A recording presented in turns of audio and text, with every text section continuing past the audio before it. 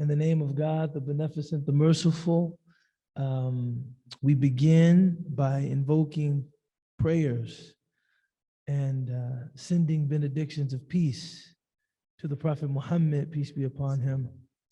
And it's a great honor, a great privilege to be with all of you.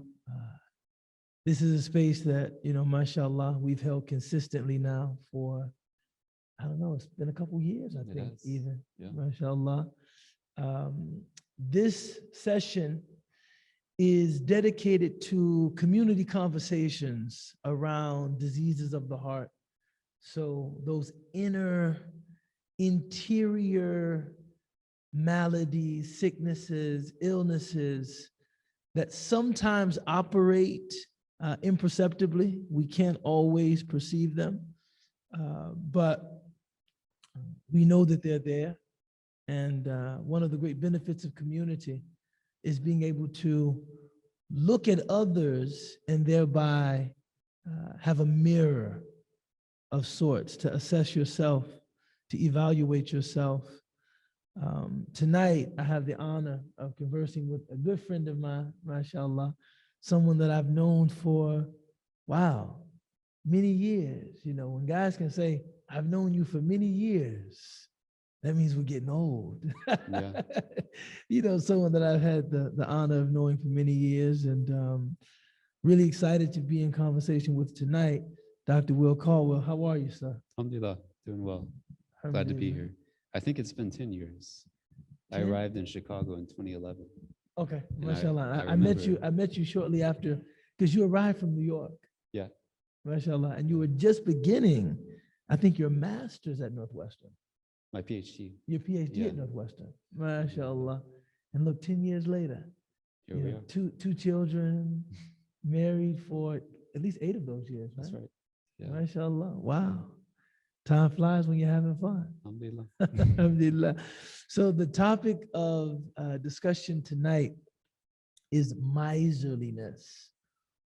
The Arabic term is bukhl, to be a miser, to be someone that is reluctant to spend even on those causes that are worthy of your contribution or generosity.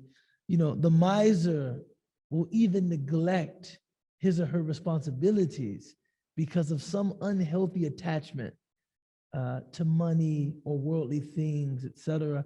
What are some of your initial impressions when you hear the term miserliness or niggardliness, right? Which is an outmoded term. No one uses that term anymore, but they have the same meaning, right? A person that's miserly. What are some of your initial thoughts? Well, my mind first jumped to the cure when I was, reading the chapter on miserliness tonight. And one which he didn't mention, which I thought was pretty apparent, is just have kids, because they take all your stuff, and it's like it's just an immediate cure. You have to be open-handed with your kids. I cooked dinner for my kids last night because my wife wasn't feeling well. She was laying down, and I made liver. And believe it or not, my kids actually like liver. Subhanallah. Yeah. So when they become phenomenal adults, I'll be able to tell them you were phenomenal children. Yeah, I'm impressed. I'm really amazed with it. But I cooked a pound of liver, and my oldest son wouldn't stop eating. Like I think he probably had 3/4 of all of the liver that I cooked. Really? And I actually left the table hungry because I was very pleased that he was eating. Sometimes he doesn't, and it's like, well, it's a struggle to get him to eat a full meal. But he was eating this up, and I actually was not satisfied when I left the table with, my stomach was not satisfied. But I was so happy, in that moment, just getting to watch him eat, that I let him do it. I kept serving him, kept cutting it up. He would eat it.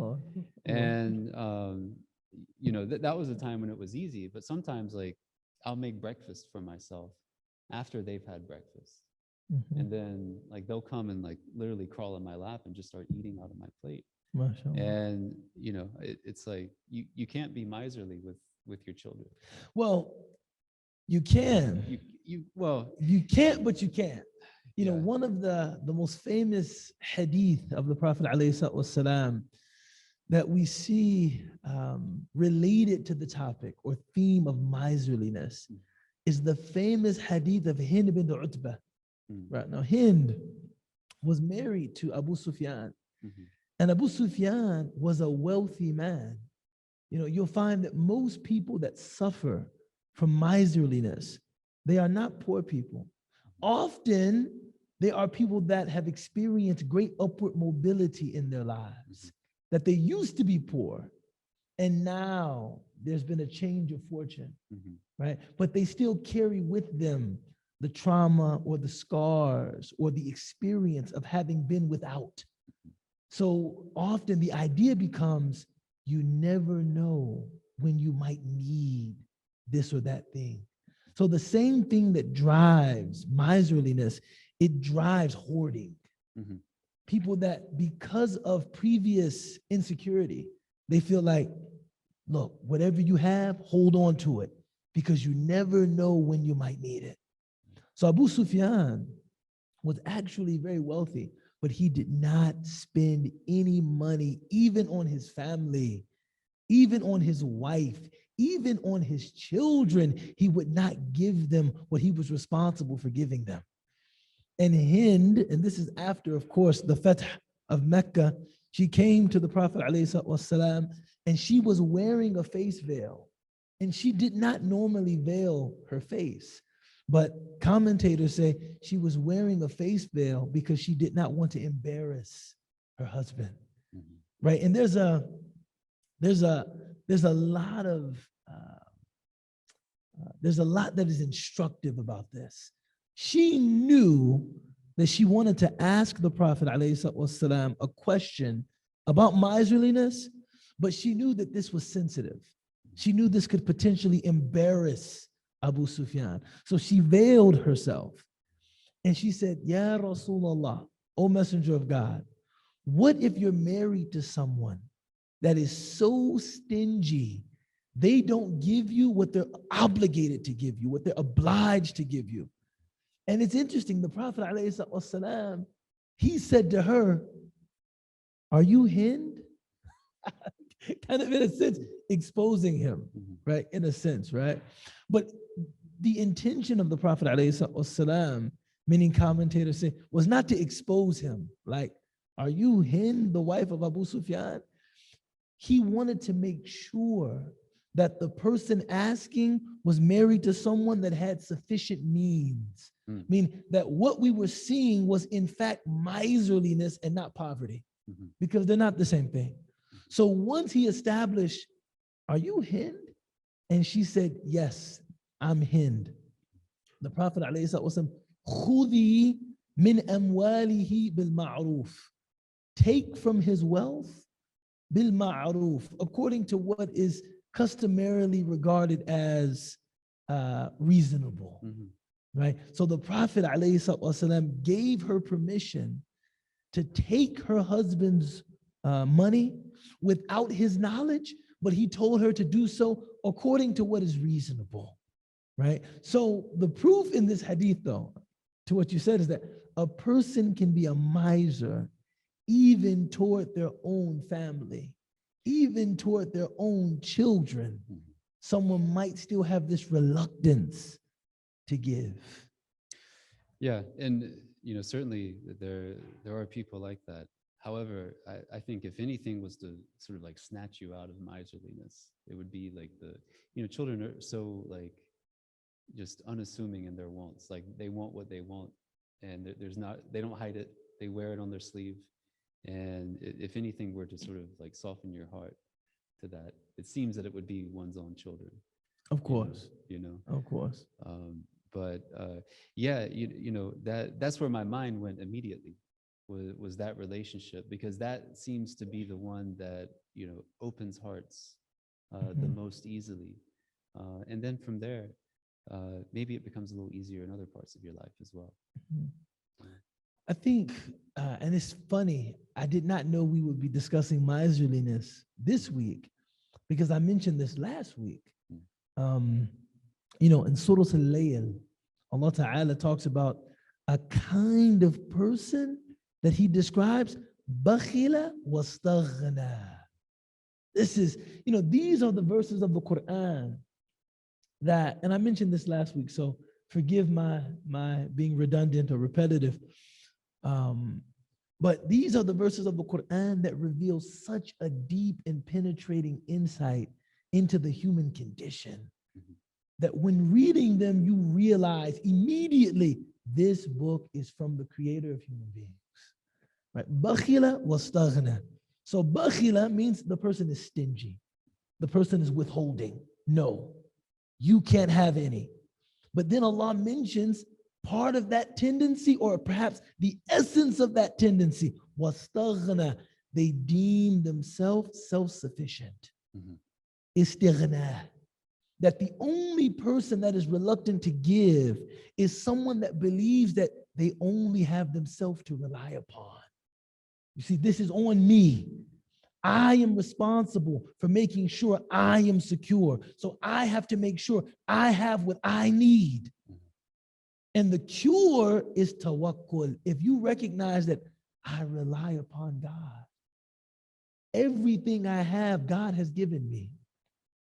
And if I have a need, God will furnish that need. It's much easier to give. Notice that if we recognize all of the ways in which God has given to us, through our relationships, through our skills, through our abilities, through our opportunities. I mean, subhanAllah, this past weekend, I was in Detroit for a fundraiser. And one of the speakers who spoke after me was talking about how this almost obsessive belief in meritocracy, right? As Americans, we believe that what an individual has is the result of some merit, right? She has what she earned, he has what he earned.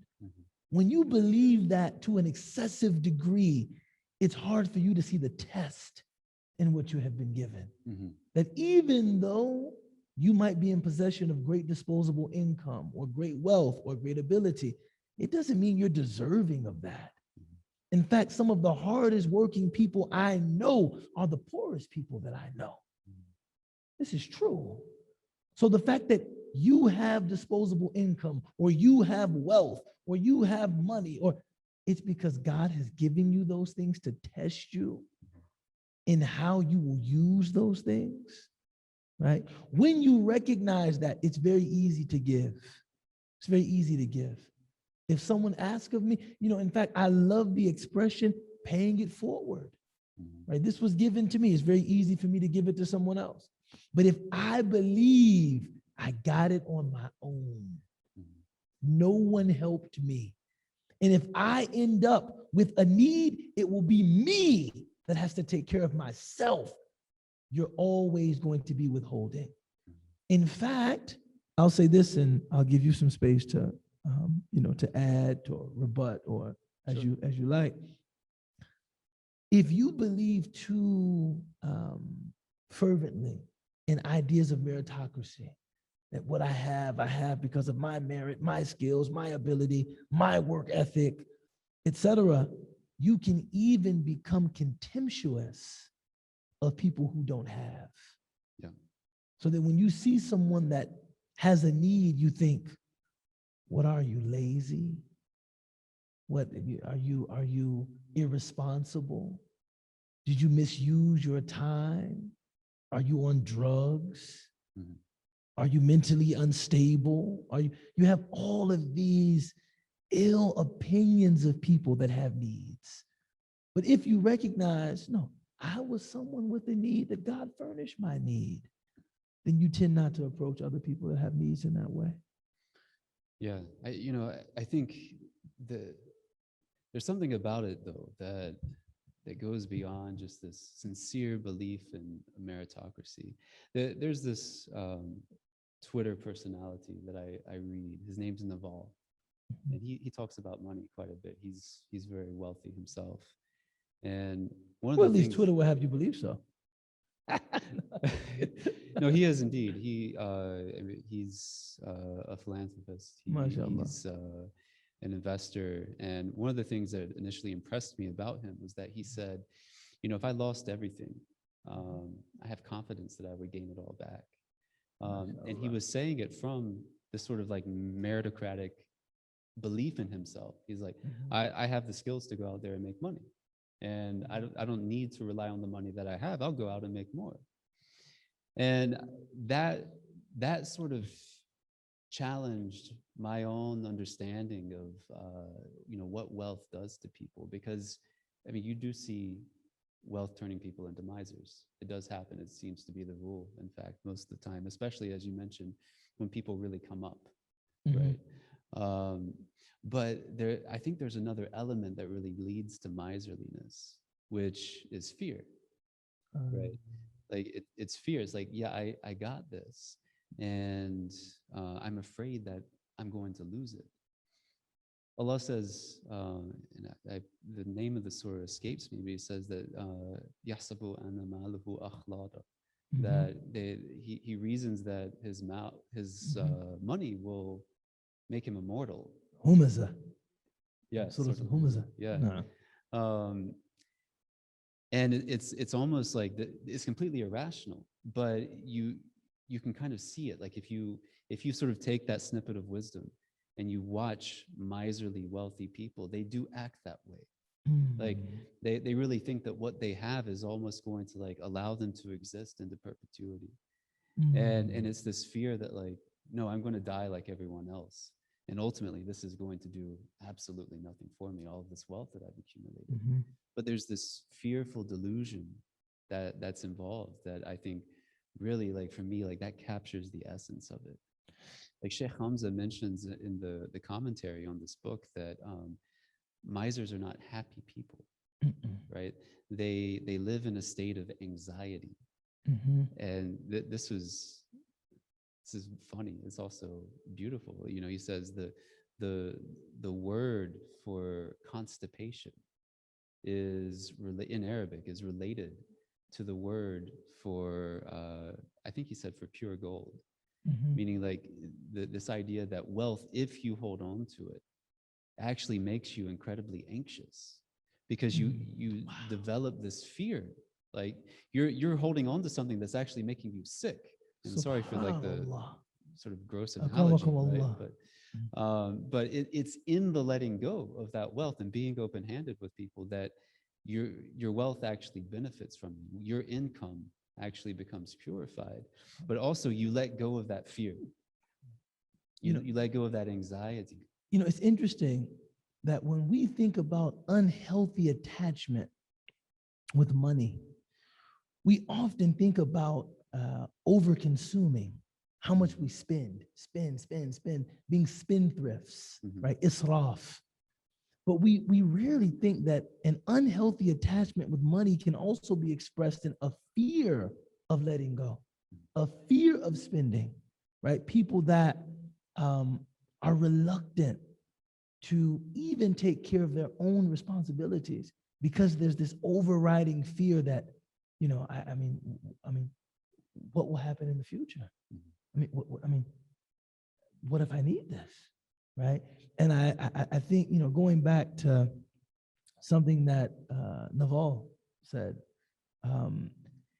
even though he based that confidence on his ability, on his aptitude, on his capacity, it still is a very strong statement about a kind of tafa'ul, or a kind of optimism, that even if I were to lose this, I could get it again, right?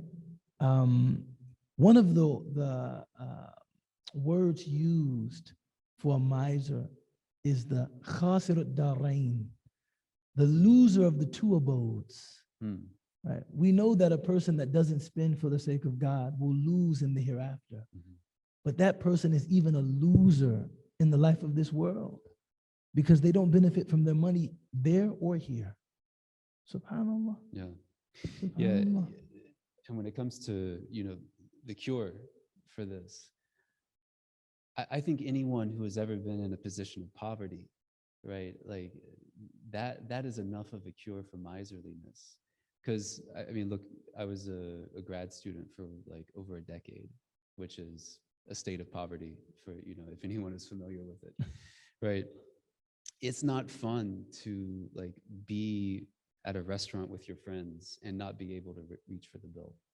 You know what I mean? Like I couldn't do that for like a decade, right? And I used to like just, think like, man, I can't wait until I start making some actual money so that I can like take my friends out for a nice dinner. MashaAllah. Right? Like it actually feels good. Like you enjoy this life when you can spend your money on things that make you happy and make your friends happy and make the people that you love happy. Right? It feels good. It actually, it's anxiety inducing. It feels constricting not to be able to do that. Yes. Right? So, I mean, just, taste a little poverty and, you'll realize like, no, spending is actually, it's fun, and some people have a little too much fun with it. But being able to do it appropriately, like that's a good feeling. You're taking care of those around you. MashaAllah. My grandmother, Allah yarhamuha, may Allah have mercy on her soul. She would always say, never complain about the expenses that you have to take care of. Just thank God that you had the resources to take care of those expenses. Right? Sometimes, even when we have the money to do what is necessary, we complain about what is necessary. Yeah. That's a kind of miserliness. It's like, no one wants their car to get a flat tire, or nobody wants their child to go to the ER, or nobody wants their furnace to go out in the wintertime. But thank God you had what you needed to take care of it. Instead of saying, oh my God, to get this guy to come out and fix the furnace is going to be $800. Just thank God that you actually had what you needed so that you could do what was necessary. Yeah. SubhanAllah. Very wise. He begins, he says, now then, the refusal to give what is obliged according to sacred law or to virtuous merit is the essence of miserliness, which is mentioned among the diseases of the heart. The refusal to give what is obliged. I find that concept to be sorely lacking, I think, in kind of American popular culture. Yeah. That there is money in our possession that is earmarked by God for other people. This is it's not something you give out of the goodness of your heart. This is something you give just to acquit yourself as a morally decent human being.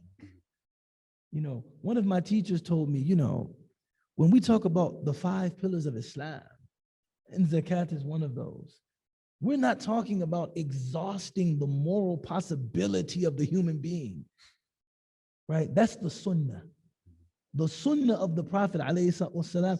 Then you're talking about exhausting the moral potential of the human being. The fara'id, the obligations, this is what you do just to acquit yourself as a decent human being.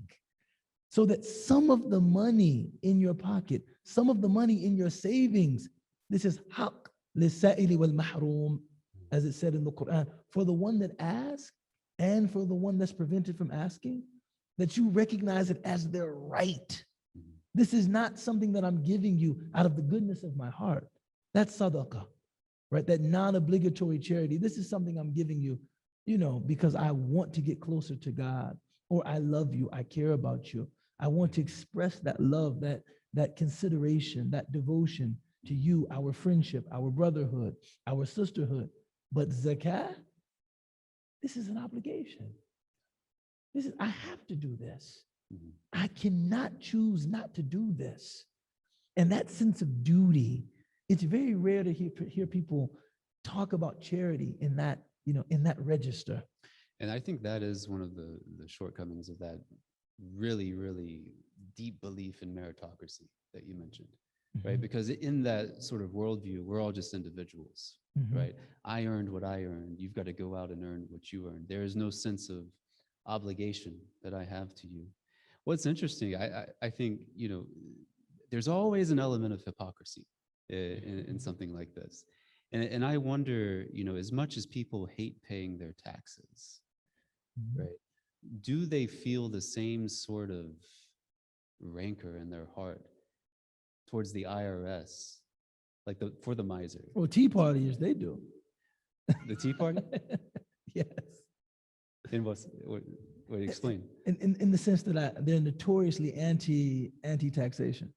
Yeah, well, I mean, look, I'm not pro-taxation. I'm not saying in fact, I once heard Shaykh Hamza say that income tax is haram, right? Because what it's doing is it's taxing your income, right? Rather than your stored wealth, it's taxing your income. Pay your taxes, people. Which Pay you your may taxes. need. Yeah, I'm not saying, look, we also don't put ourselves into jeopardy. So look, don't take this the wrong way. I'm not saying do a tax revolt or anything like that, but to judge by the standards of our sacred law, Sure. income tax is haram because you're taxing something that people may need to pay for their day-to-day lives. Sure. Right. But, for your average American, right, especially one who has miserly tendencies, I wonder if they feel that to the same degree when it comes to paying their taxes. Some distant bureaucracy without a face that they may not even know, rather than, your neighbor down the street who you do know, and you may actually know their needs rather intimately. Right? That's an amazing parallel, man. That's an amazing parallel, that a distant, faceless bureaucracy whose tax we pay in a spirit of responsibility and duty. Yeah. This is owed to you. No one blinks an eye when they receive their check and the taxes are already taken out. Or when you're a 1099 like me and you have to write that check at the end of tax season. We don't, this is something, this is like an obligation. Yeah. I have to do this. But when it comes to giving, it's like, we, oh man, I mean, do I have to? Yeah. I mean, can't you work like everybody else? I mean, why are you asking me? Yeah. You must just think I'm made of money, huh? All of these are excuses I've actually heard before. You know what I'm saying? Yeah, and then imagine yourself writing a letter to the IRS saying all those things, right?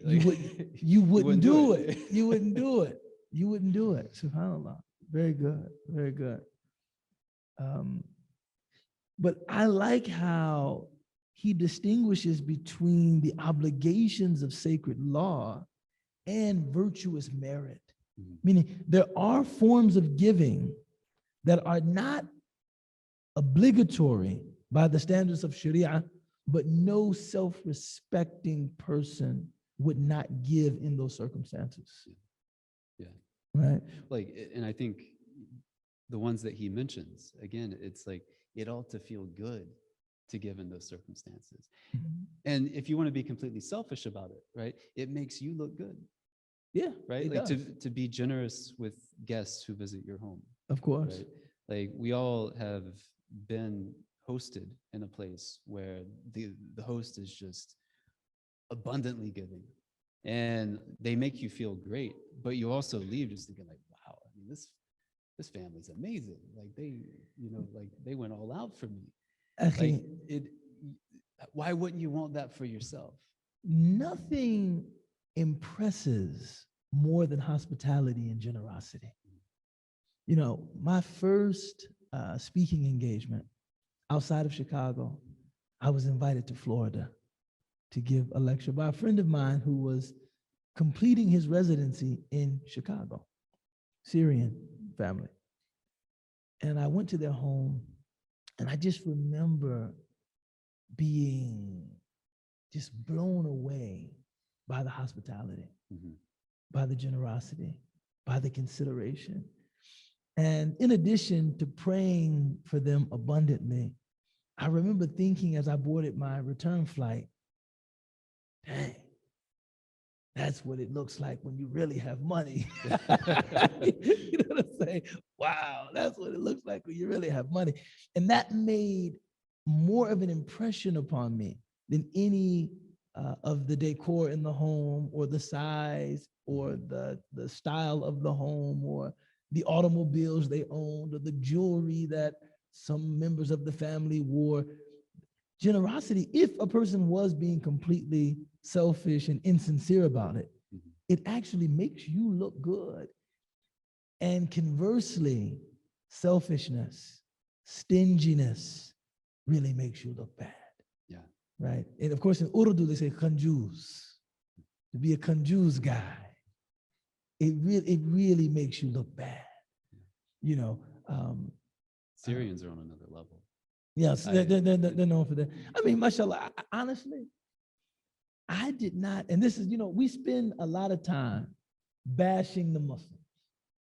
Right? We spend a lot of time bashing the Muslims. But I'll say, as someone that converted to Islam and entered this community as a teenager, I had never seen generosity like what I encountered after becoming Muslim. It's true. Yeah. I had never seen anything like that in my life. I remember attending a fundraiser and seeing somebody give away $100,000. It was like, and he was trying to be very discreet about it. I completely blew his cover. I was sitting next to him and I saw him writing a check and I said, SubhanAllah. Because I had never, just given my background, I had never seen anything like that. So, and he was a Muslim of Pakistani descent. Mm-hmm. So I've seen great acts of charity from, Muslims of different backgrounds. Mm-hmm. But the one thing that I think binds all of them is that if you ask them, this prosperity that you enjoy, what's the secret? Almost all of them will say giving. Mm-hmm. Giving. Mm-hmm. Al-mal la yanqus min as-sadaqa. That wealth that is given for the sake of God does not decrease. Mm-hmm. Wealth does not decrease from giving. And these are people that have come to believe that. And they act as though they believe it. Mm-hmm. Yeah. SubhanAllah. Yeah. Being someone from the South, which is a culture that kind of prides itself on hospitality, generosity. I was blown away when I entered this religion by the hospitality of many Muslims. And I had the privilege to live in Syria for a year before the war. And it was like, I felt inadequate, Sure. Oh, yes. Wow. My landlady, who was not a wealthy person by any stretch of the imagination, like there was once every 2 weeks that she would just have us for lunch. And I would have to fast the day before and then do like a very light iftar that night because she would just feed us so much. And the food was delicious, but it reached a point where I couldn't eat anymore. But she was, she was like, eat, please eat. And it really blew me away. And I make dua for her, to this day. No, I mean, to this day. Even in the Muslim world, of course, I mean, I lived in Egypt for, altogether maybe 5 years. And it did not matter the person's level of wealth or standard of living. Without exception, people would all say, "Khalli alayna khalis." It's on the house. Now, they didn't mean that, right? They didn't mean that.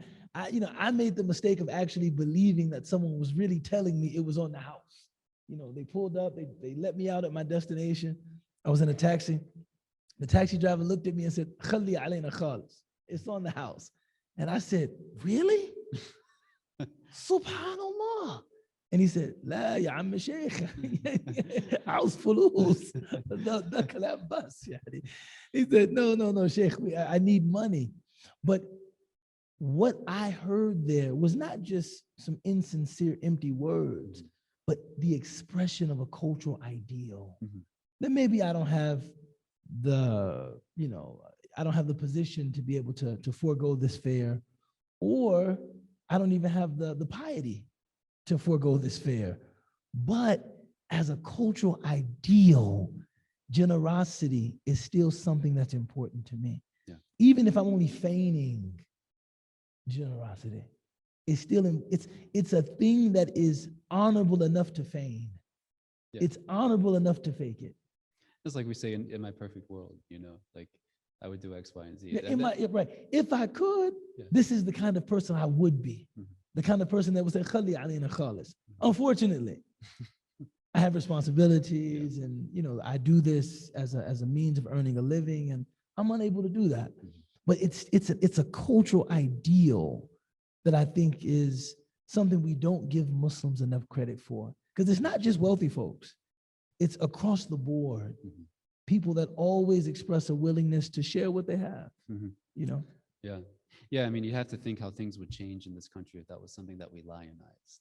Yes, Like just being open-handed with. yes. It's not. I mean, we're not like that. That's not our culture. Although I saw some figures that said that the most charitable country in the world is the United States of America. Hmm. That more money is given in charity in the United States than any other place. Hmm. Now, is that because we're also one of the wealthiest countries in the world? Probably. I mean, is that like a per capita thing, or? No, I think they were saying just the amount of money given to charitable causes Hmm. in the U.S. tops every other country. Right. Mashallah. So, mashallah, I think some of those ideals, they do exist, but maybe we just don't see them playing out in the same popular way. Right? He continues, as for the obligations of sacred law, they are such things as zakah, supporting one's dependents, and rights due to others, and relieving the distressed. Examples of virtuous merit include not nitpicking over trivialities. So the first thing is like supporting your dependents.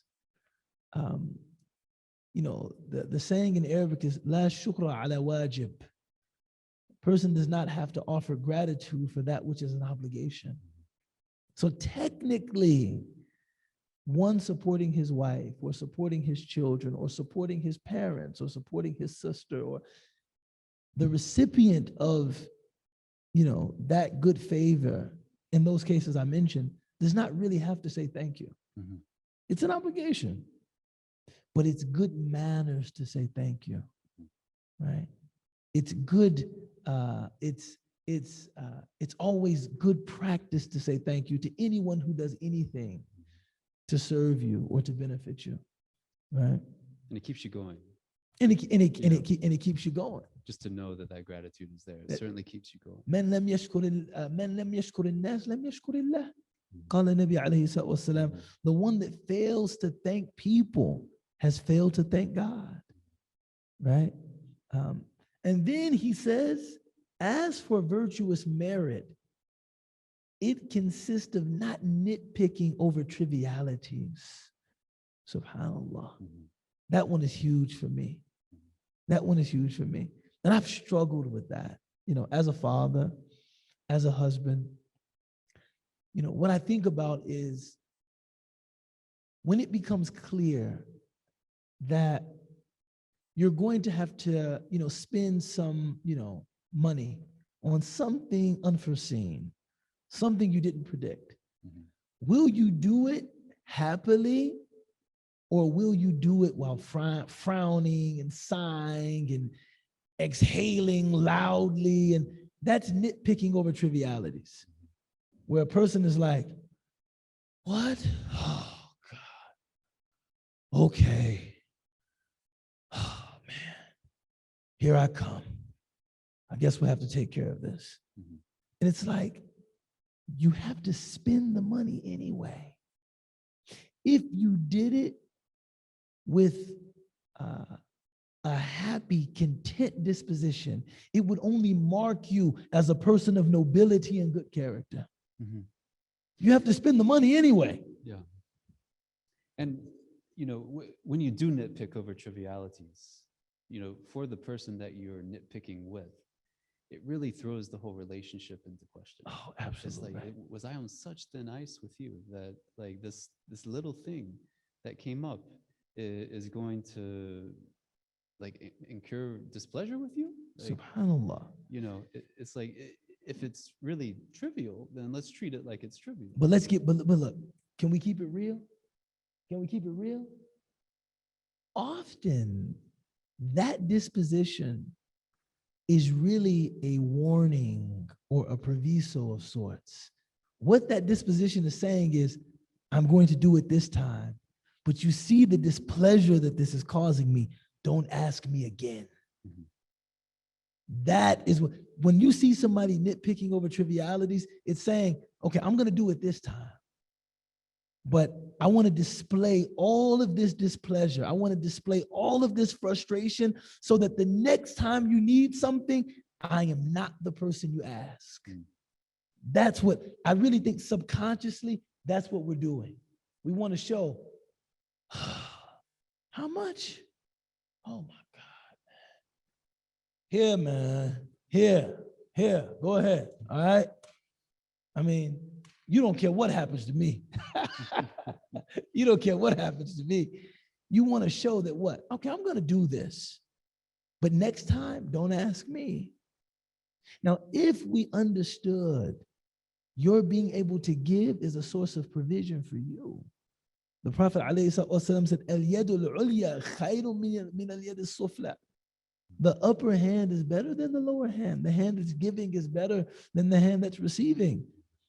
You would actually, ما زال الله في عون عبده ما زال العبد في عون أخي.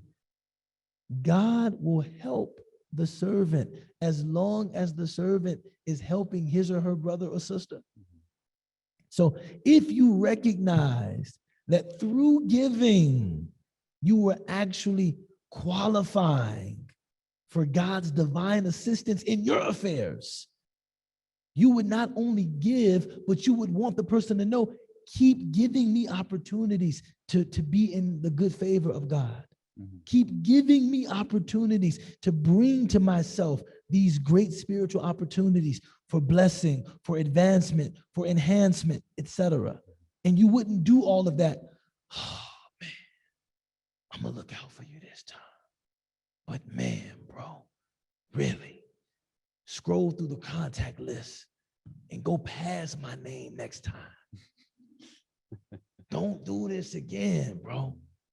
But I'm gonna look out this, now look, now I can make all kinds of jokes about this. Because there's a difference between someone that gives without asking what happened and someone that wants to morally lecture you before they give you. So it's like the woman, she went to the souk, right? And I think for the purpose of learning in this story, we have to mention she was a bondswoman. She was an enslaved woman, right? And I mention that because through that detail, you recognize she was not someone that the Prophet ﷺ had to care about. She was a seemingly insignificant member of that society. She was someone that if the Prophet ﷺ saw her weeping and walked right past her, it wouldn't have been a big deal. The entire society had turned its back on her, right? She belonged to the lowest class of people in that society. But when the Prophet ﷺ heard her weeping, he went to her and asked her, "Mada yubkik?" A great sign of his sensitivity, right? We see people in all levels of distress all the time.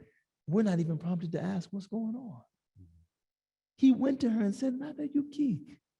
What has caused you to cry? What has made you cry? Why are you crying?" She said, "The people that own me, they sent me to the market with 2 dirhams, وَقَدْ هَلَكَ, and those 2 dirhams are gone." He just reached into his pocket, gave her 2 dirhams, bila taraddud, with no hesitation.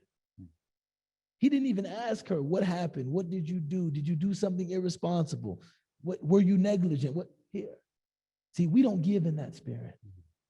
When somebody tells us, "My rent is due, I'm short," we want to ask, "So where did the money go?" I bet Friday night the people at the club, I bet they got their money, but you don't have the rent. I bet the weed man, I bet he got his money, but you don't have the rent. New shoes, when you get those? Jordan 1s. Nice. Decent, but you don't have the rent. See, we want to give somebody a moral lecture. The Prophet, so he didn't morally lecture her. What happened? You lost it? Yeah, take it. And that was his last. You see? There's a verse in the Quran. قول معروف خير من الصدقة يتبعها أذى. To say something good to someone is better than giving them sadaqah and then following that sadaqah with injury. It's better just to say, Allah yukrimuk. May Allah bless you. Rather than give them money and then berate them. Subhanallah. Subhanallah. It's better just to say something nice. Nobody wants to be the recipient of charity and then the recipient of abuse with the charity. Like, damn, if I take the money, excuse my language, but man, if I take the money, I got to listen to this. Here, keep it. Keep it, man. You know, subhanallah. Subhanallah. You know, I was much younger. I loaned somebody a very small sum of money. And just as a general rule of thumb, they say never loan somebody something that you expect to get back. Now, if they give it back, alhamdulillah. But when loaning, you take for granted that if you never paid me back, I intended it as charity anyway. But I didn't know that. So when I gave it, and he told me a day that he was going to pay me back, I called him at noon on that day. I said, I didn't want to catch you too early, but I didn't want to catch you too late. And I said, so can we square our deal? And he said, you know, Will, my given name is Will, just like yours, mashallah. You know, Will, I ran into some trouble and I'm probably going to need an extension, in order to pay back that loan. Man, I hassled that man every 2 days, man. Every 2 days I would pick up the phone. Man, what's up with that bread? What's up with that bread? Can I get paid? Can I get paid? What's good, man? Can I get paid? I'll never forget. He gave me the money and he said, I swear, I would rather die.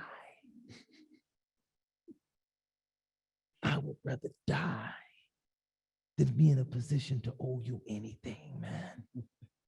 And he gave me the money. And it hit me so hard because I realized just how undignified I had been.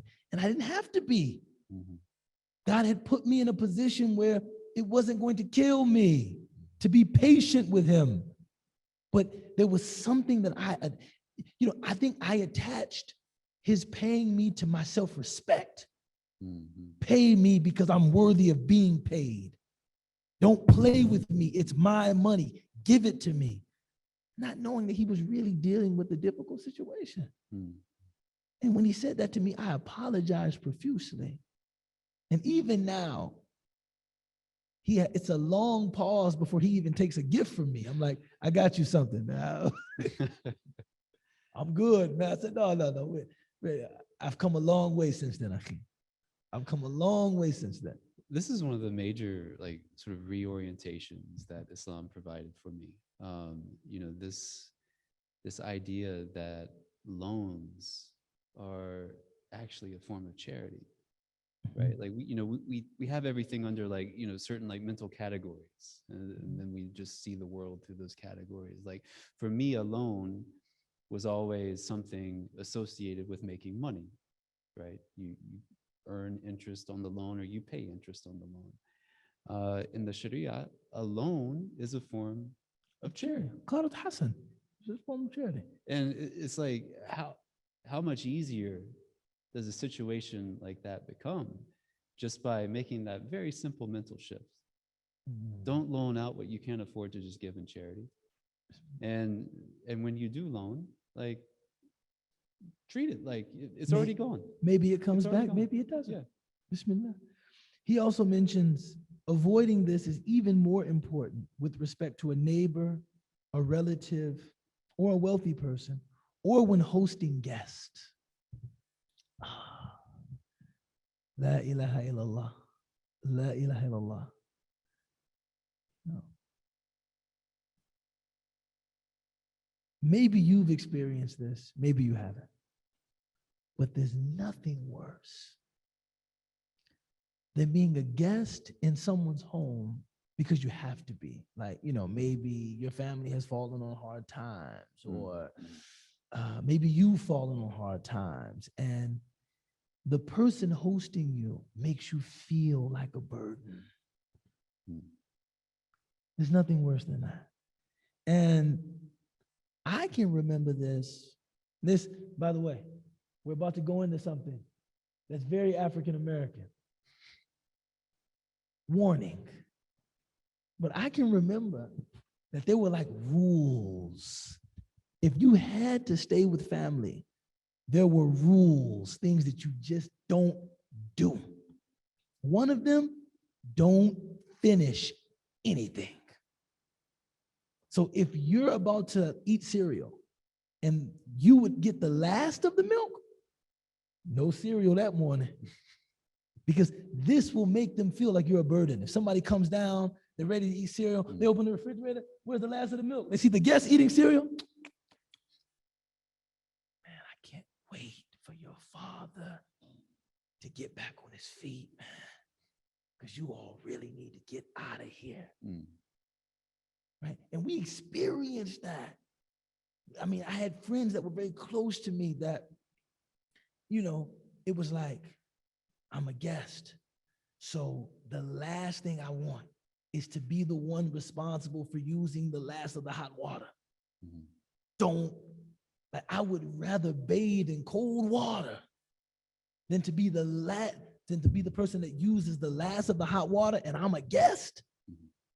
And I'm like, all of those guidelines just took for granted that the people hosting you were miserly. They were bukhala, they were people of bukhal.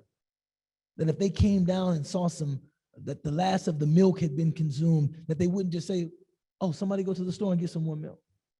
Or I'll get something on my way out, no problem. Or man, maybe we need to get, a different hot water heater, a bigger, hot water heater. Or, man, I guess I have to wait until the hot water heater fills back up so I can take my shower. But it took for granted that the people hosting you are bukhala. These are people of miserliness. And it really shouldn't be that way, man. Yeah. I've never experienced that, but I know you haven't. But I did move in with my in-laws. Don't say that, Will. No. I love you. I love your family. Don't get in trouble now. I'm not. This is just technique. No. You have to go home. Yeah. Don't do it. No. I lived with my in-laws for 2.5 years. And it was a situation where really, could we have continued to live by ourselves? Yes, but, really, like, we kind of needed to move in. I had just graduated. I didn't have a job. I was like driving Uber, right? It was a difficult time. And I remember in like the first week or two, I was in the kitchen and I was like looking in the fridge, right, for something to eat. And my mother-in-law walked in, and I wasn't really sure what the rules were here. And so I said to her, hey, can I eat this? And she walked up and she closed the fridge door and she said, listen to me. Don't ever ask me if you can eat anything Allahu in my Akbar. house. Allahu She's Akbar. like, this is all your food, okay? Allahu Akbar. Allah, you better And, fiha. and I just like that sense of like not knowing about like hot water, like food in the fridge, like, I don't know, using too much electricity. It all went away. Was never there. In that moment. Was never there. Then, we moved out in May of this year. We're moving out. And at this point, I'm thinking, we've been living together 2.5 years. My stuff is their stuff, right? It's all mixed up together, right? Like my silverware is mixed in with their silverware. Like my rugs are laying out. She was rolling up the rugs that I brought, she was sorting through the silverware, and she made sure that we got all of our stuff back. SubhanAllah. And yeah, you know, Allahu amazing, Akbar. amazing. No, I mean, you know, I always tell the story about hospitality that I was sitting in Masjid Azhar in Cairo. And there was this one guy. He was like, he was just an interesting dude, man. He would sit, I think his job was sitting in Masjid Azhar, talking to people who walk by. That's what he did every day. Sounds like a great job. That's what he did every day. Now, what was tripped out is that his name was Mahir. I asked him, I said, man, I see you in the masjid sitting here every day. This is Masjid Azhar. I said, how long have you been doing this? He said, about 25, 30 years. Right? Now, you know what was deep though? He was so learned. Right? Because I mean, he would, I don't know what he did for a living, you know, I mean, but he would, you know, all of the classes and the ruwaq of the masjid, he would, you know, peek in here, there, 25, 30 years. So he had learned a great deal. He had like the equivalent of a PhD in Islamic studies just being around, right? And I don't know what he did, but he always had money for tea. You know, he would just be sitting there drinking tea. And so one day we were looking together at the courtyard of the masjid, and going to Azhar is really, it's almost like a miniature version of going to Hajj. That's just students from all over the majority Muslim world study at Azhar. And I was just looking around, and you see Central Asian students, you see students from the Indian subcontinent, you see lots of students from continental Africa, you see a few students from Far East Asia. It's you know, lots of students from Indonesia, from South Asia. I mean, and I said to him, I said, SubhanAllah, isn't it amazing how every people excels at something specific? And Mahir said, that is amazing. And I said, look at the Germans, Handasa, engineering. And I said, look at the Japanese, technology. I said, look at the Americans, Sana'at al-Asliha, weapons manufacturing. Who can beat us at that, you know? And trading in futures and securities, right? Who can beat us at that? I said, نحن كالمسلمين ماذا نتفوق فيه? Us as Muslims, what do we excel at? He looked at me and he said, شرب الشاي. Drinking tea. لا يفوقنا في ذلك أحد. Nobody can beat us at that. Then he started laughing. And then he said, يا عم شيخ, ضيافة, hospitality. He said, this is, even until the present day, something that Muslims have retained this cultural emphasis upon, like hospitality and hosting. This is something Muslims are still very, very proud of. And in that moment, I felt great pride to be a member of this community, mashallah. That's a very noble thing for which to be known. Right? It's a very noble thing for which to be known. He continues, or nitpicking concerning something in which such behavior is inappropriate, such as purchasing a burial shroud or a sacrificial animal, or purchasing something you intend to donate to the needy. SubhanAllah. That's a big one for me, man. Yeah, you know, in terms of our charity, like if we're giving away something other than money, right, where it's not to be the best, like if we're giving a cow, let's say, it's not to be the best, it's not to be the worst, it should be in the middle, something you'd be happy to accept yourself, right? It's such a beautiful principle, right? And again, like I think it sort of runs counter to a lot of our cultural tendencies, but you know, it's something that really, like, I think it's like one of those practices that just you implement in little things. It sort of breaks that miserly spirit that you might have. Whenever you give, you want to give something that you'd like to receive. whenever, in the case of like something like a burial shroud, right? You want to have like the awareness, like I shouldn't be thinking about the things of the world when I'm buying a burial shroud. Like that's a little too ironic, right? Yeah, that's too much irony. I'm thinking BAP. You know what I mean? It's there's too much irony. If a person is haggling over the price of their own casket, Mhm. you've missed the boat. If you're in the funeral home purchasing your own casket and you're like, 7,000, can I get it for 5? Come on, man, give me a play here. Can I get a play? Come on, man.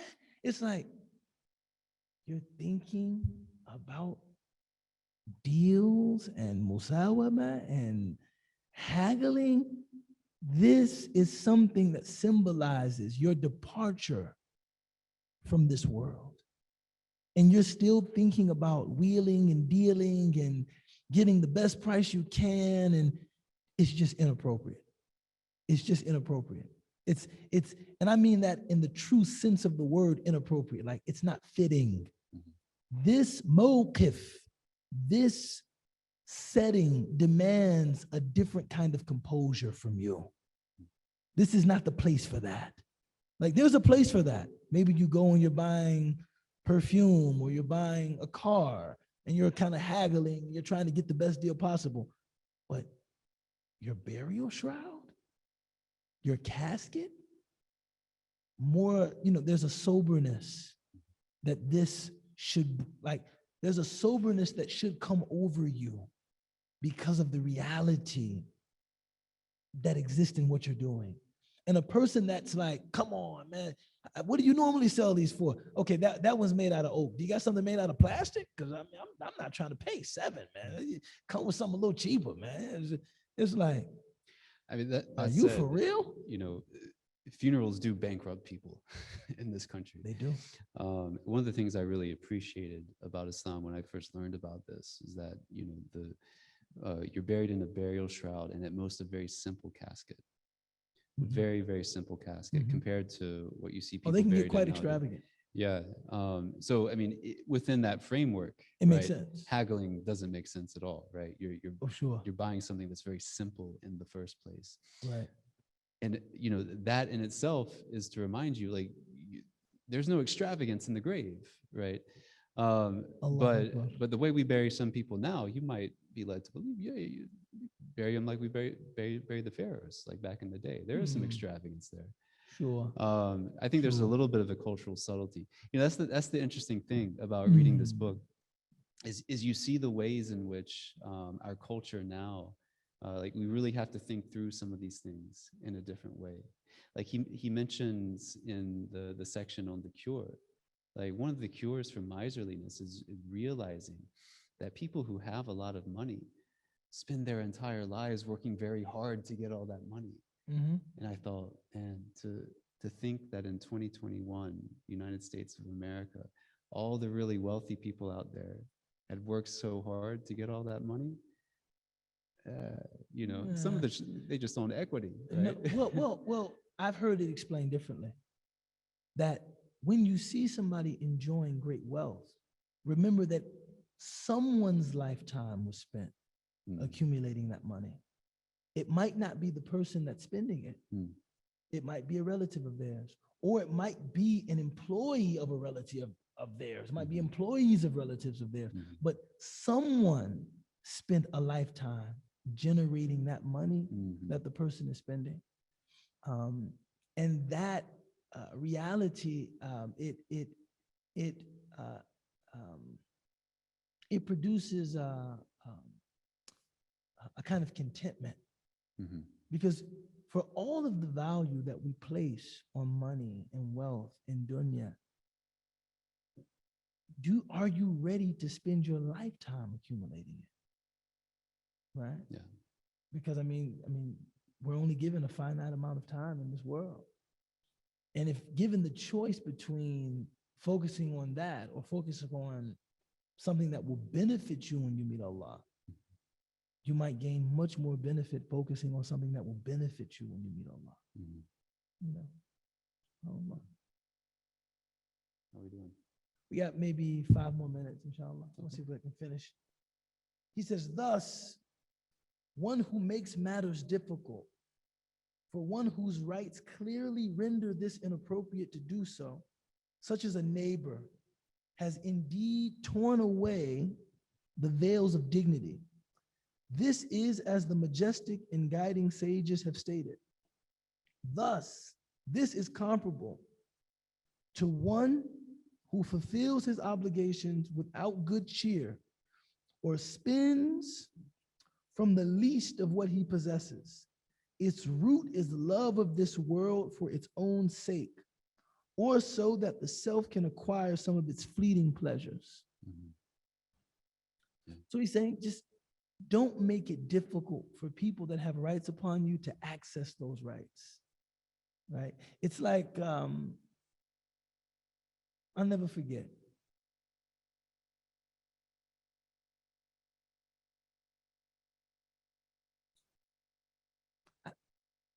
One of my best friends, we were kids. He worked in the barbershop, sweeping up hair. He would come in, end of the day, sweep up the hair in the shop, and each of the barbers would pay him for, cleaning up their stall. And it was kind of like an understanding that they had. He would come in, he didn't need to ask every week, like, should I clean up your station? He just cleaned it up. And then at the end of the workday, they would all reach down, and it wasn't like a set amount. Sometimes, days that they did better, they would give him more. Days that they did, worse, I guess they would give him less. But one day after he had cleaned up, and this was a particularly busy day because it was during the holidays. So everybody wants to have a haircut. Mhm. It was just, when we walked into the barbershop, it was like hair everywhere. And he cleaned it up with ihsan. You couldn't find a single strand of hair when he finished cleaning the shop. And one guy was agitated about something. And he almost acted as if he was going to walk out without paying him. And me and my friend both said, yo,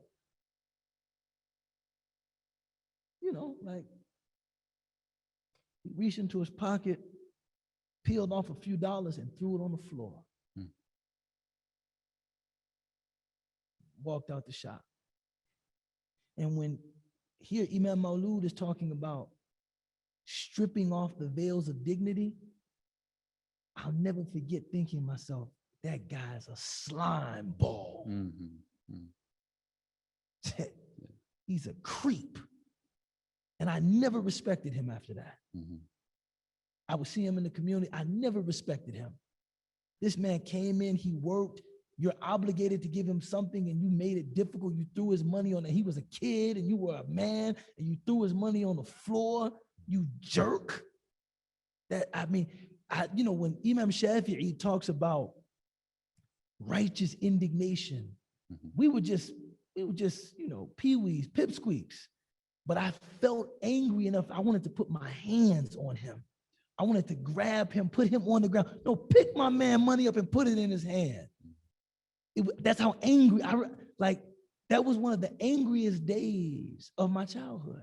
He peeled my man's money off and threw it on the floor. And I just remember thinking, you have no dignity. You have no self-respect. You threw this man, he paid him and he lowballed him. He paid him a low amount and he threw it on the ground.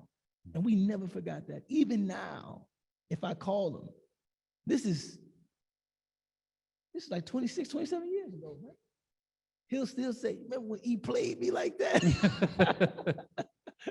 Remember, we wanted to put our hands on that guy for throwing my money on the ground like that, right? That's what he's talking about. You strip away you have no dignity when you make it difficult for someone that you owe to access what they owe, what they're owed. It's like, what kind of person does that, right? A person does a service for you and you pay them begrudgingly.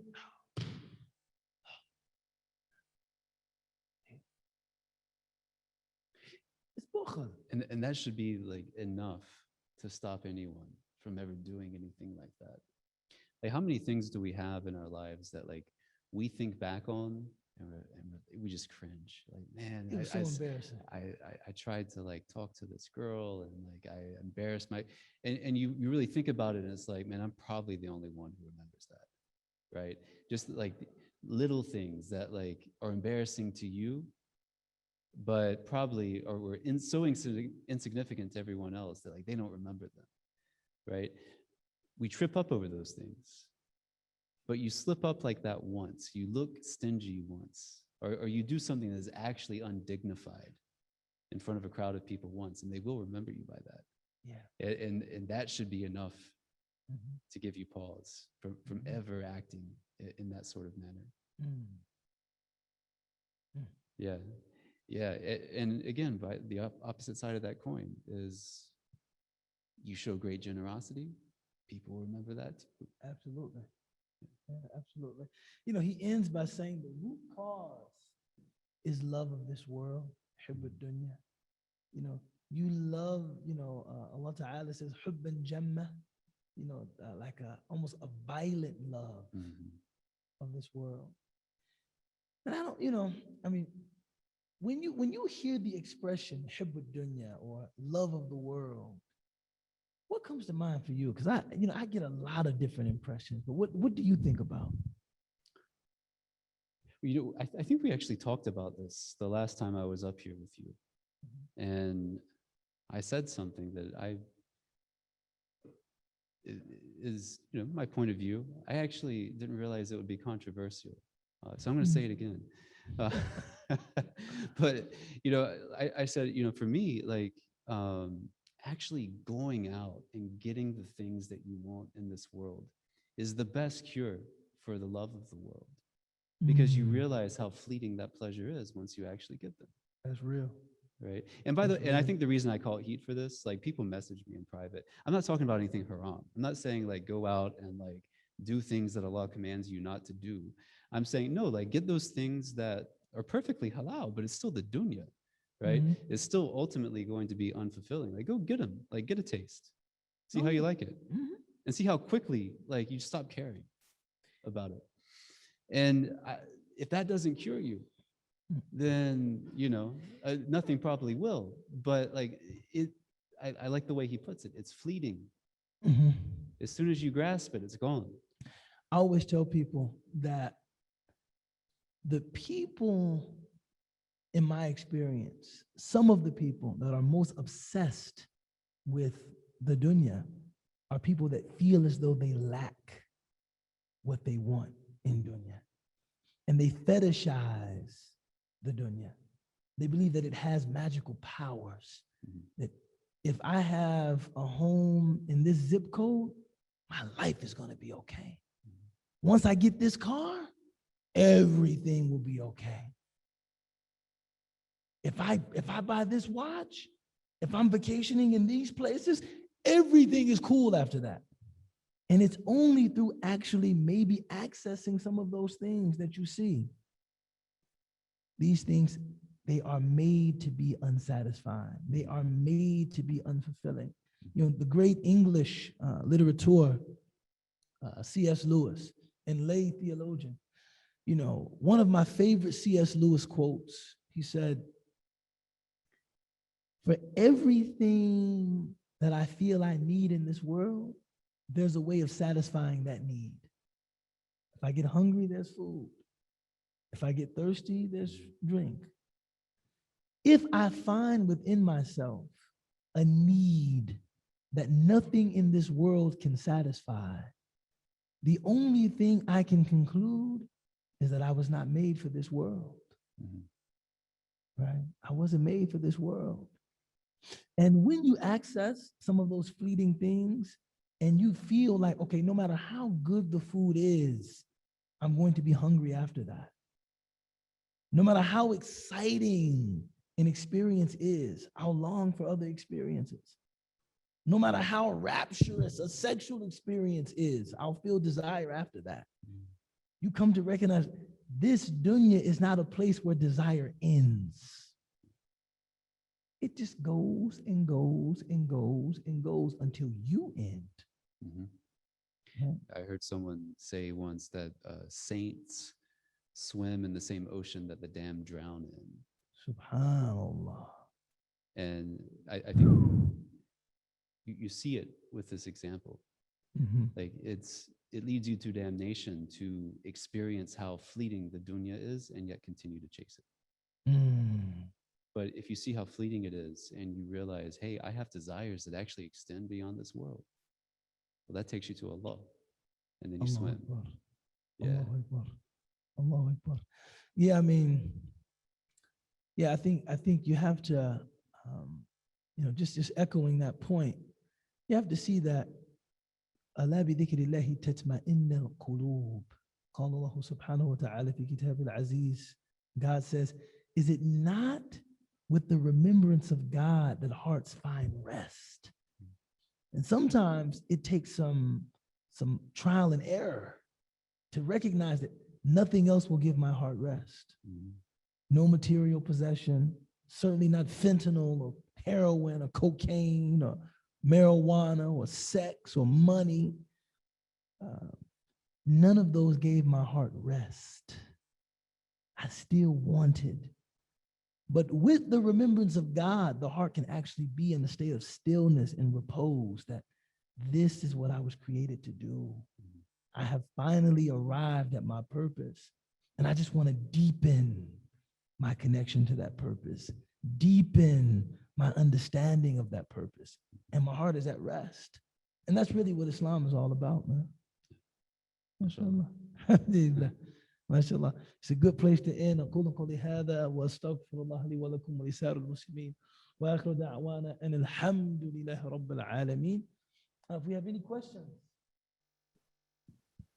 ideas, comments. Yes, my sister.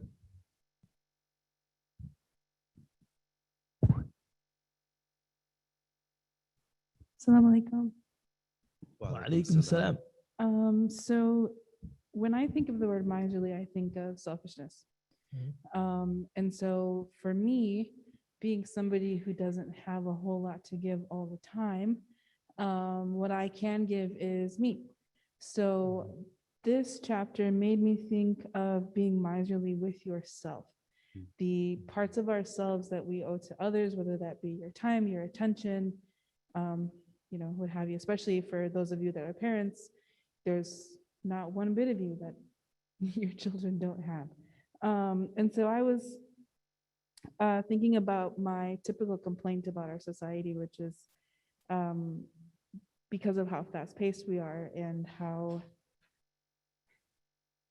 disconnected we can be. It had me thinking about the little time that we give to others or that we believe we have for others. I mean, how frequently do you see somebody that you either see regularly or don't see at all, and hey, assalamu alaikum, how are you? That's an empty question. I don't really want to know how you are, actually. That's just being nice. And I actually was watching something with my mother today, and the family was having a discussion about the father and talking about how our dad is up and at work before the kids get up, but when he gets home at 6, we only have like 2 hours to talk to him because he says after a certain hour, he's off limits. You cannot talk to him anymore. And I was just thinking about how miserly we can be with our own selves, regardless of who that impacts and how damaging that can be. So that wasn't a question. That was just some stuff. I have two thoughts about that. One, I think it's sometimes sobering for me to realize just how much we've been given.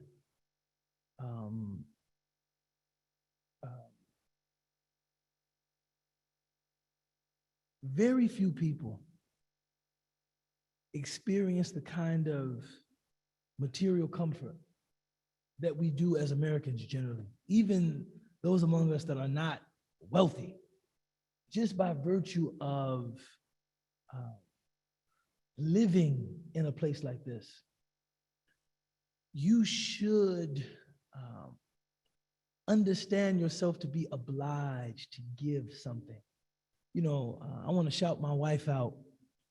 When we first got married and we had nothing, and me having a background in Sharia, when, Ramadan came around and she was talking about paying zakat, I started laughing. I said, pay zakat with what? You don't have anything.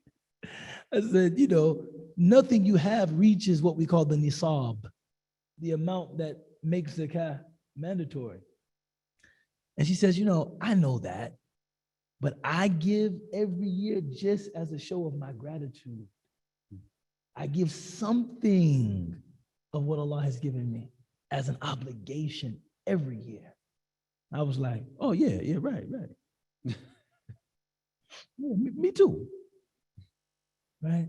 So even those of us that don't see ourselves as like, I'm not shara'an, legally obliged to give. I think it's a good practice just in recognition of the privilege many of us enjoy. I give something, right? The other thing was, in terms of being withholding with yourself, that's a big one, man. That's a big one. I think my goal is to give of myself, but to do so in a way that does not overwhelm me, to do so in a way that I can sustain. So I try to be, by extension, respectful when somebody says like, yo, during this time, I'm off limits. Like, I get that. I don't think like, my mind doesn't immediately go to like, they're being selfish. My mind goes to like, they're trying to preserve what's necessary so they can give tomorrow, right? Because if I give it all, it's like, if it's all gone on Monday, what about Tuesday, Wednesday, Thursday, Friday, right? The best deeds to God are those that are performed with the most consistency, even if they're small, right? So it's not quantitative, it's qualitative. So I tell you, we are commanded to give of ourselves. And the Prophet ﷺ readily gave of himself, right? إِذَا الْتَفَتَ مَعًا. When he turned to someone, he gave that person his full attention, right? This is a subtlety of the character of the Prophet ﷺ. He never talked to somebody like out the side of it. What's up? Yeah, it's halal. Wa alaikum salam. He never did that. He turned to someone, he turned with his entire person, right? You have my undivided attention.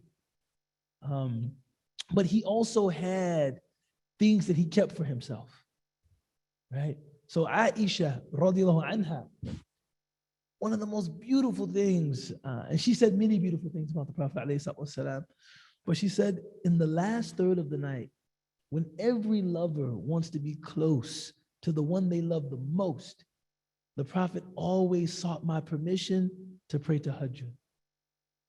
Right? Now look at all of the beauty in that statement. That he would ask her, because they're in bed together, he would ask her, is it okay with you if I leave your side and go and pray to my Lord? And she would always grant him permission. That was something that even in that intimate moment, he kept that like that. That's for Allah. I can't, like, I'm unwilling to give that. And sometimes people have things like that, like, I love you, and I know that you need something of me, but this hour every day reading the Mus'haf, reading the Quran, I can't, I'm off limits during that time. Nobody can talk to me. I don't answer the phone. I don't come out of my office. People knock, I don't open the door. Like I have to have that. So I think, I guess what I'm looking for is kind of a balance that I think the Prophet ﷺ maintained between giving unceasingly and also keeping something, for himself. He would do i'tikaf at the end of Ramadan, the last 10 days of Ramadan. He always did retreat in the masjid. Like that was like, this is my time. I'm always a servant of the community, tirelessly going, making sure everyone has what they need. But those 10 days, I'm in the masjid, I'm focused on just spiritual cultivation. I'm just like, he kept that for himself. So I think we have to find a way of balancing. The in vogue term is self-care, but I never use terms that are in vogue. Right? So we have to find a way of balancing, our giving with, our self-care. There, I said it, self-care. I think it's a beautiful observation. Like we did talk about miserliness solely within the context of money. But you do find people who are miserly with their time or with their attention. And I love your answer too, because it's like, yeah, he had time that was solely for his own worship. Sallallahu alaihi wasallam. But like when he was with you, he was with you. He's with you. Right? Yes. His companions all thought they were his favorite. Yes. Right? Because of the way that he treated them when he was with them. Yes.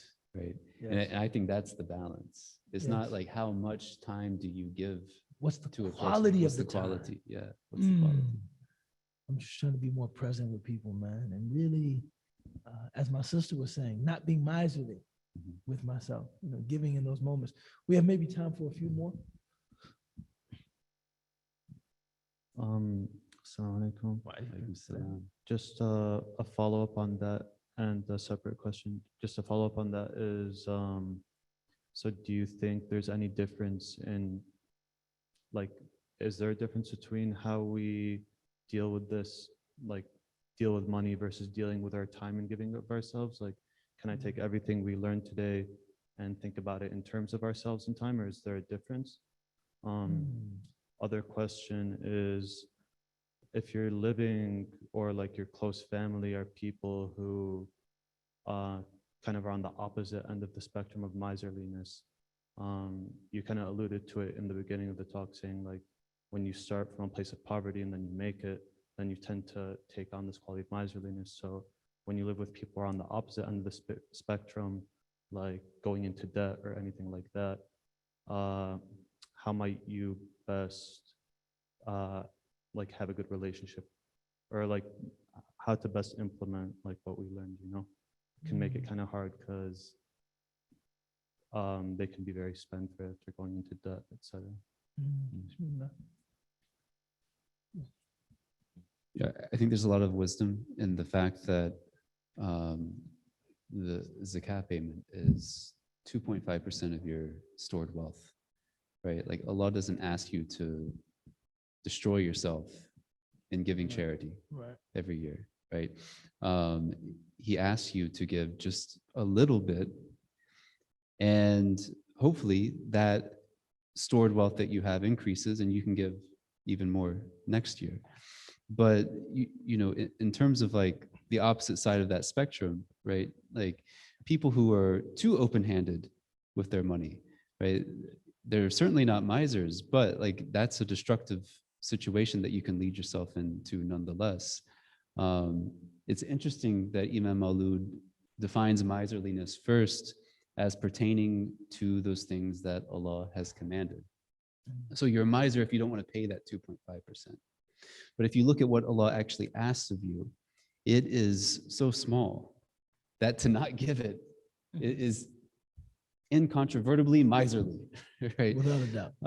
But Allah is not asking you like you need to give 50%, you need to give 75% of your wealth, because He's not asking us to put ourselves in jeopardy. And I think that's the other side of the wisdom that you see in the zakat payment. Is it's so tiny that really like you get to hang on to most of what you make. And so for the person who has a problem hanging on to most of what they make, they should probably look at that and say, look, this is what Allah wants from you.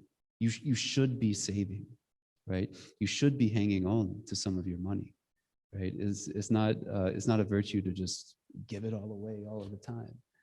You want to be a person who can continue to give zakat, right? You give away all your money, then you're zakat eligible the next year, right? Well, it's interesting. I find that this is one of those things that my experience has taught me is very relative. It's relative to the person. no one should give to the point of being unable to take care of their responsibilities, right? Above that, however, it reminds me of the story of the Prophet ﷺ saying to Umar and Abu Bakr, go and give all that you can for the sake of God, right? And Umar, he said, this is it. This is finally the chance I've been waiting for to outstrip Abu Bakr. I'm going to give half, not 2.5%, but 50% of everything I have at the request of the Prophet ﷺ. And so Sayyidina Umar went and he brought half of everything in his possession. And the Prophet ﷺ asked him a very sensible question. What have you kept for your family? Now, the Prophet asking him that ﷺ is also very instructive, that this is how a sensible person gives charity, that you don't just give in charity to the point that like your children are in need. No. And the Prophet ﷺ would not encourage that. Yeah, give me everything and don't worry about your kids. He said, what have you left for your family? And Sayyidina Umar said proudly, I've given you half for the sake of God, and I've left half for my family. And the Prophet said, Ahsant, like that's excellent. That's excellent. Then Sayyidina Abu Bakr came. He gave everything. And the Prophet asked him, what have you left for your family? And he said, I left for my family Allah and his messenger.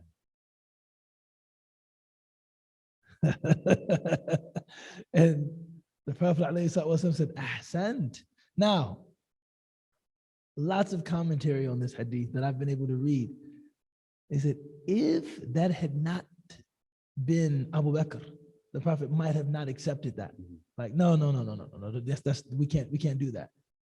But he knew that half, and even if that had not been Umar, he might not accepted half.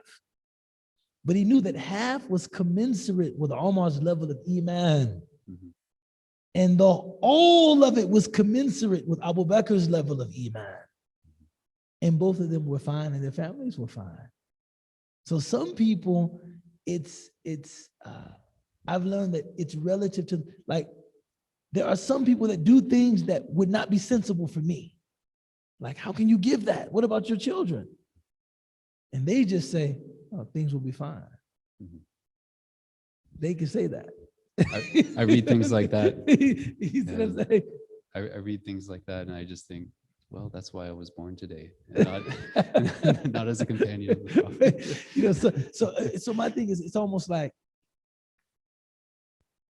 there's a level at which it becomes relative to the person. Right? Certainly. There's like, it's almost like, I have my plans for my children, and someone else has their plans for their family. And for me, maybe what he's prepared, those aren't even plans. For him, that's the plan. Allahu Akbar. That's all I'm saying. Allahu Akbar. So it's kind of relative to the person, mashallah. There was one more, and then maybe we'll oh, yes, my sister. Assalamu Wa alaikum. alaikum salam wa rahmatullah. May Allah reward both of you. This discussion has been so beautiful. And it got me thinking of something one of my teachers taught me, that when I think about it, it just gives me the chills. That I remember he said, when you enter the grave, the first regret you will have is, I should have given more sadaqah.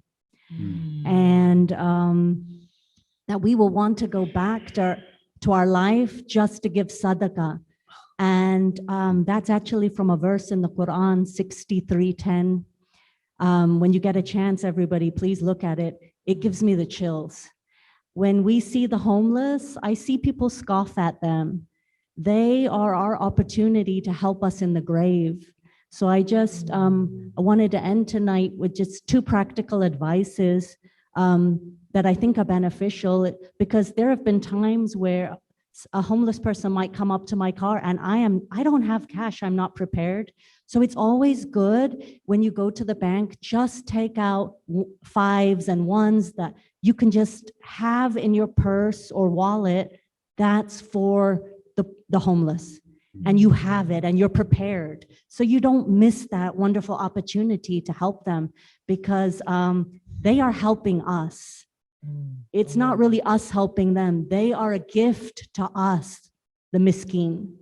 And the second thing I wanted to advise is it's really good if in your house you have a sadaqah jar, and it can be any jar, but put it in a place where your eyes will see it every day. Best would be the kitchen.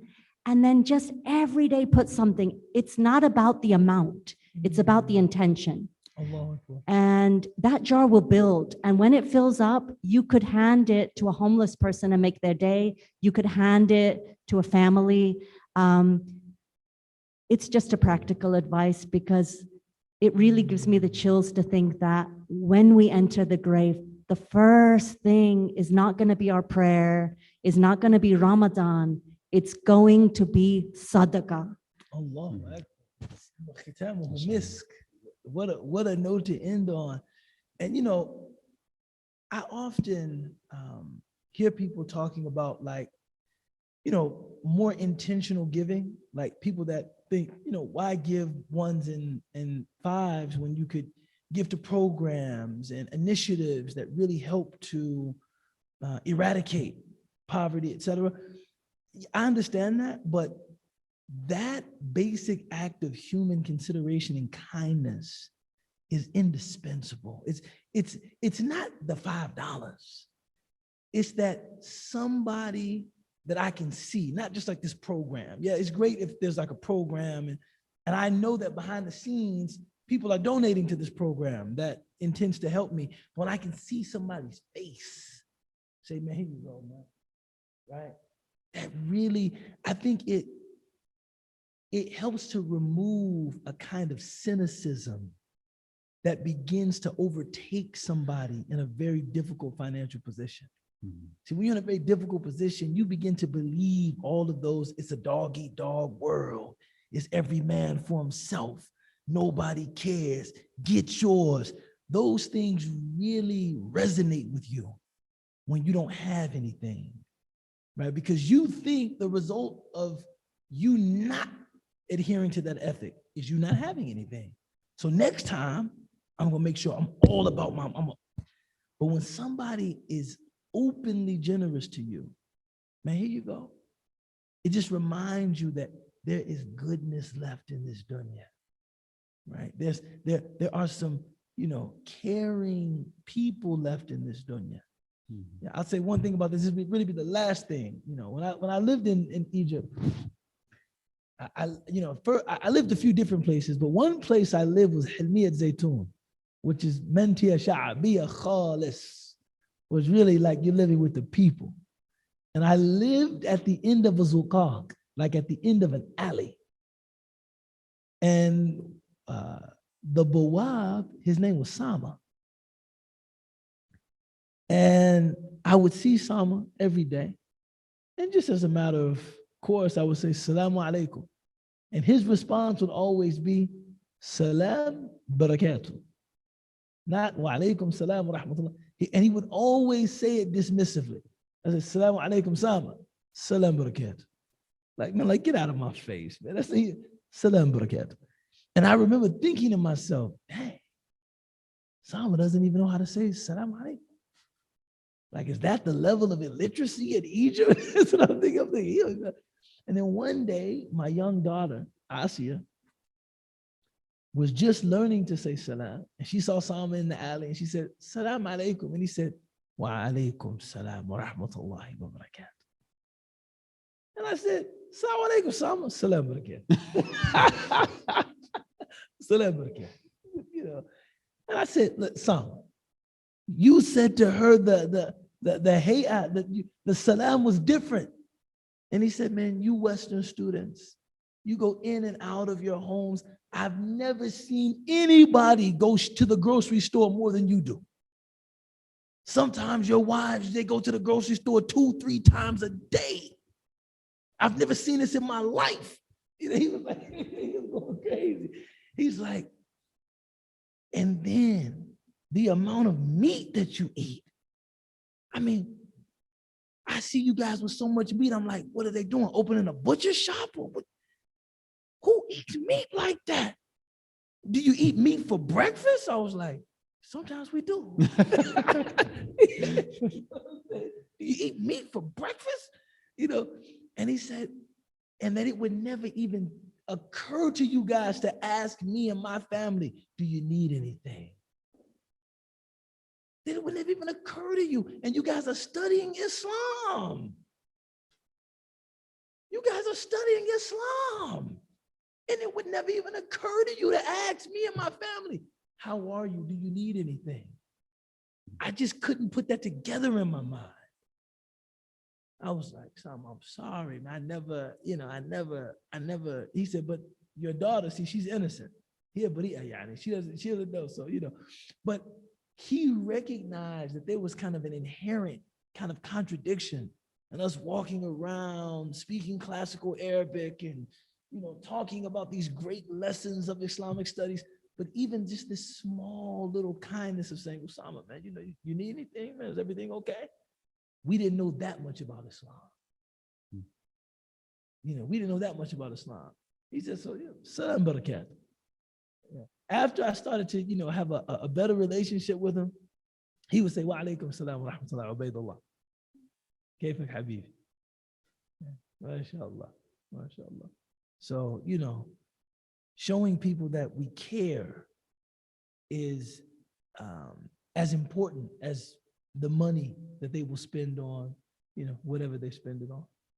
MashaAllah. And we'll give the last one to Imam, inshallah.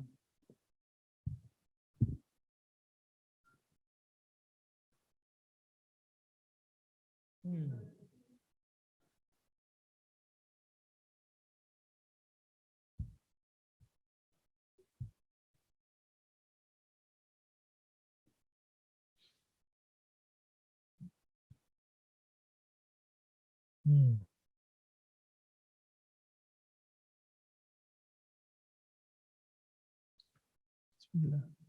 Yeah, Bismillah.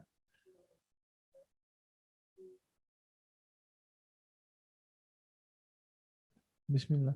Well, insurance generally is haram lil ghaya. It's completely haram, generally, because the Prophet ﷺ forbade any kind of trade that included probability. He just didn't, if there was a price, and for that price, there was a possibility that you would give this or that. That was called gharar. Ghain rara, gharar. Like there's uncertainty.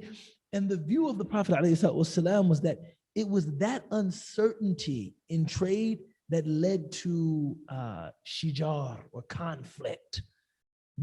We will bump heads when we do business that's based on probability, right? Because it's very easy for someone to feel taken advantage of or exploited, right? Now, that said, we deal in all measure of insurance. We have auto insurance, we have health insurance. I think that life insurance has to be viewed through a similar lens, meaning, yes, if we're looking at this just on the basis of the shara, then it's not permissible. But if we're looking at it through the lens of the waqia, the reality in which we live. So for instance, if someone is a provider for a family, and they're living beyond their means, like if you have a situation in which you have a mortgage, and if you died, your wife and your children would be displaced. That means you're living beyond your means, right? If you die, your wife and your children would be displaced. They wouldn't be able to stay where they live now. That is not something envisioned by the Sharia, that if a person dies, their family would be like forced to homelessness. In that context, life insurance has to be an option. It has to be an option. I think, it's very, I can formulate arguments against, but if I'm going to formulate an argument against life insurance, there's so much more I have to formulate arguments against.